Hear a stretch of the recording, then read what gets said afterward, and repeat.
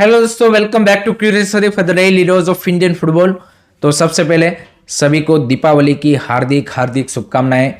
Let's start first with the India versus Malaysia match, जो कि AFF के original schedule के हिसाब से 19 नवंबर को मैच खेला जाने वाला था, लेकिन उसमें उन्होंने चेंज किया है एंड अब मैच को एक दिन प्रीपोन करके 18 नवंबर इज़ द न्यू डेट, जहां पे ये मैच हैदराबाद के गाचीबौली स्टेडियम में खेला जाएगा। रिसेंटली वहां पे ही इंटरकॉन्टिनेंटल कप भी हुआ था एंड हम सबको पता है कि क्यों हैदराबाद को फिर से वेन्यू चुना गया है, क्योंकि ये मैच का जो सारा खर्चा है वो तेलंगाना गवर्नमेंट उठाएगी। एएफए को बस यही चाहिए कि भाई हमारी जेब से पैसे नहीं जाने चाहिए, या फिर हमारी जेब के लिए जो पैसे हैं वो हमें इस तरह के मैच ऑर्गेनाइज करने में वेस्ट नहीं करने हैं, वो स्ट्रेट अवे हमारी जेब में ही आने चाहिए।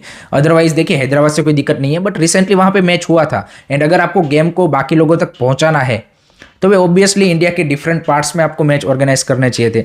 दिल्ली ऑप्शन था, मुंबई था, अहमदाबाद था, कोची था, चेन्नई था, आपका जमशेदपुर था, शिलोंग था। देयर आर मल्टीपल ऑप्शन की जहाँ पे आप मैच करा सकते थे, जहाँ पे रिसेंटली कोई मैचेस ही नहीं हुए नेशनल टीम के, एंड आप एक्सपेक्ट कर रहे हो कि भाई और ज़्यादा लोग यहाँ पे फुटबॉल के साथ जुड़े, तो कैसे जुड़ेंगे भाई।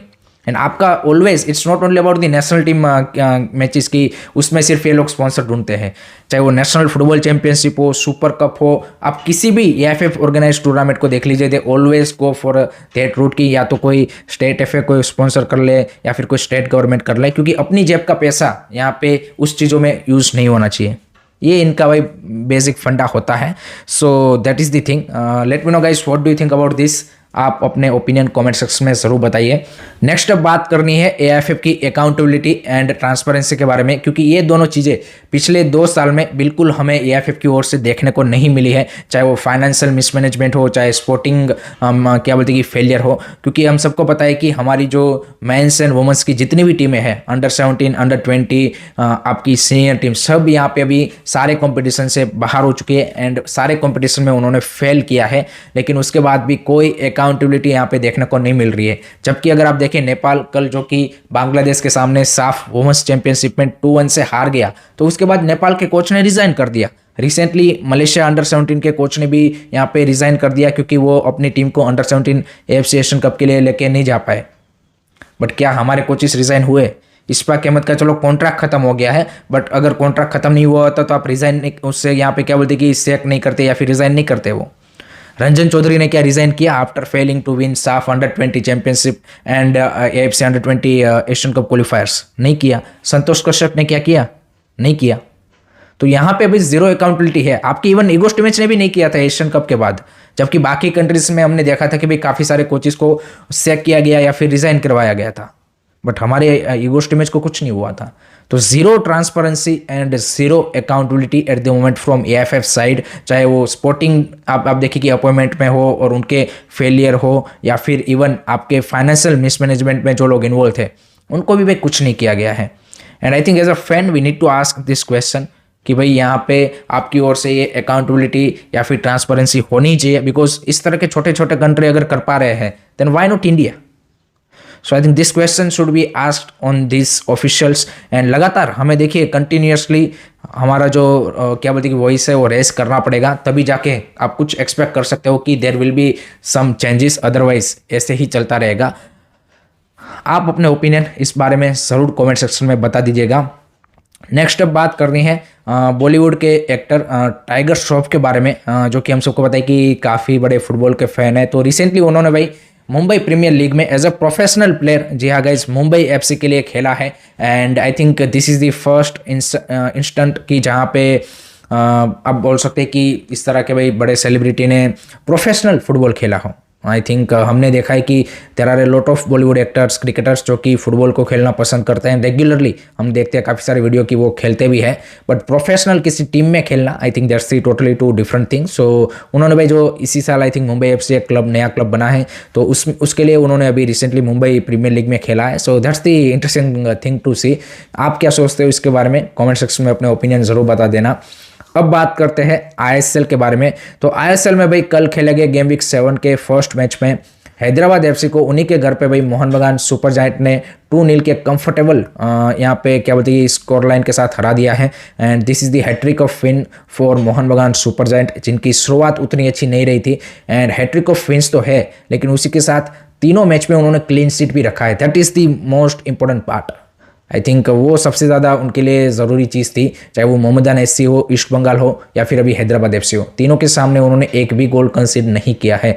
एंड वो जो 2 फॉरेन सेंटर बैक की यहाँ पे पेयरअप है वो काफ़ी ज़्यादा उसके लिए यूजफुल साबित हो रही है। फुल बैक्स अभी भी defensively they are not up to the mark, offensively help कर रहे हैं टीम को, but Subhashish Bose and Ashish Rai defensively is not at that level. कल भी हमने देखा चुंगा अमर, अब्दुल रबी ईजिली दोनों को ओपन अप कर पा रहे थे। एंड यहाँ पे अगर चुंगा हमार एंड अब्दुल रबी की फाइनल डिसीजन मेकिंग या फिर फाइनल थर्ड में बेटर पास या फिर फाइनल थर्ड में बेटर शॉट होते उनके, देन डेफिनेटली हैदराबाद भी यहाँ पे इस मैच में स्कोर कर सकती थी। तो I think full backs needs to step up their game in defensive part. अगर आप बात करें ऑफेंसिवली, भाई Subhashish Bose is doing brilliant, 3 goal मार चुके हैं भाई इस सीजन अभी तक। अब देखिए एंड आशीष राय भी काफ़ी अच्छा हेल्प कर रहे हैं। उसके अलावा अगर हम परफॉर्मेंस की बात करें तो आई थिंक मोहन बगान ने, मतलब आप देखिए कि क्लियरली तरीके से difference between both the teams quality, आपको इंडिविजुअल क्वालिटी चाहे वो फॉरेनर्स की हो, इंडियन प्लेयर की, वो देखने को मिल रही थी। एंड हैदराबाद एफसी ने भाई आप बोल सकते कि फेजेस में खेला, वो कंटिन्यूसली उस इंटेंसिटी के साथ या फिर वो जो आप क्या बोलते हैं कि फाइटिंग स्पिरिट है वो उनकी ओर से वैसे नहीं देखने को मिली। एंड कहीं ना कहीं इंडिविजुअल एरर्स भी हुई। फर्स्ट गोल आप देखिए कि जिस तरह से उन्होंने वो स्पेस वहाँ पे छोड़ दी, नो डाउट थापा का that was a brilliant through pass, and Manvir Singh का भी काफ़ी कूल काम कंपोज तरीके से उन्होंने फिनिश किया। बट उसके अलावा भी आई थिंक उसको बेटर अगर आप देखिए डिफेंसिव स्ट्रक्चर आपका होता तो उस आप थ्रू पास को क्या बोलते कि इंटरसेप्ट कर सकते थे। सेकंड गोल सेट पीसेस में आप देखिए no one marking Subhashish Bose on the far corner, and वहीं पे आप देखिए ग्रेग स्टुअर्ट का pitch perfect delivery and that's a brilliant finish. तो 2-0 की great victory for Mohun Bagan. Now they are sitting on the second position, just 3 point behind from Bengaluru FC. तो they are you can say कि वो जो pressure है वो लगातार बीएफसी के ऊपर अब रहेगा। एंड देखते हैं मोहन बगान बड़ी टीमों के सामने कैसी परफॉर्मेंस देते हैं, वो देखना भी काफ़ी इंटरेस्टिंग होगा। एंड हैदराबाद एफसी के लिए आई think this will be also transitional season की, जहाँ पे वो अच्छी फुटबॉल खेलेंगे, फाइट दिखाएंगे, बट इवेंचुअली उसको रिजल्ट में ग्राइंड नहीं कर पाएंगे। So let me know guys, आपको कैसा लगा ये मैच, आपके क्या ओपिनियन रहे कमेंट सेक्शन में ज़रूर बताइए। लास्ट में बात करते हैं आज के मैच के बारे में, जहाँ पे पंजाब एफसी टेक ऑन कर रही है चेन्नई एफसी को जयलैंड दिल्ली में। तो सबसे पहले तो क्वेश्चन ये है कि लेट होप सो पिच पे रिकवर कर गया हो, क्योंकि रिसेंटली जो कॉन्सर्ट की वजह से पिच की हालत है, तो होप सो कि भाई अनइवन ना हो, थोड़ी सी ग्रास कम होगी तो चलेगा, बट अनइवन होता है तो भाई प्लेयरों की इंजरी का रिस्क ज़्यादा रहता है। अब मैच की बात करें तो पंजाब एफसी के लिए लुका मैचन जो उनके लीडर कैप्टन है एंड गोल स्कोरर है, उनकी भी वापसी अब ऑलमोस्ट कंफर्म है। तो मे बी इस मैच में कुछ मिनट उनको खिलाया जाए। आपके विल्मार जॉर्डन है वो अपने फॉर्मर क्लब के सामने खेल रहे हैं। Bakenga needs to step up, Philip Majak is doing brilliant. So Punjab FC is in great form, but एक लंबा उनको यहाँ पे आप बोल सकते हैं कि ब्रेक के बाद खेलेंगे, क्योंकि लास्ट गेम भी आई थिंक वो नहीं खेले थे।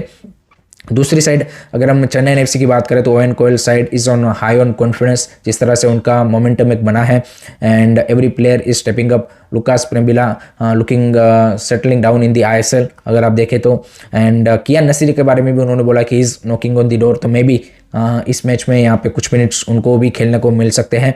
एंड फ्रंट लाइन अच्छा कर रही है उनका। I think Wilmar Jordan scoring regular goals, Chiwachuko is really dangerous, and जिस तरह से कॉर्नर स्टील का भी कंट्रीब्यूशन है। बैक लाइन में आप बोल सकते हैं कि थोड़ा सा उनको डिफेंसिवली स्टेप अप करने की जरूरत है। They need to be more solid compact, and then definitely Owen Coyle side will be a really strong side. तो I think I am expecting a really close match between both the teams, but I see Punjab FC winning by this match by 2-1 score line. Let me know guys, आपका क्या prediction है comment section में जरूर बताइए। So that's it from my side guys regarding today's Indian football news. I hope कि आपको video पसंद आया होगा। Keep supporting Indian football, don't forget to like share and subscribe curious study. जय हिंद, जय भारत।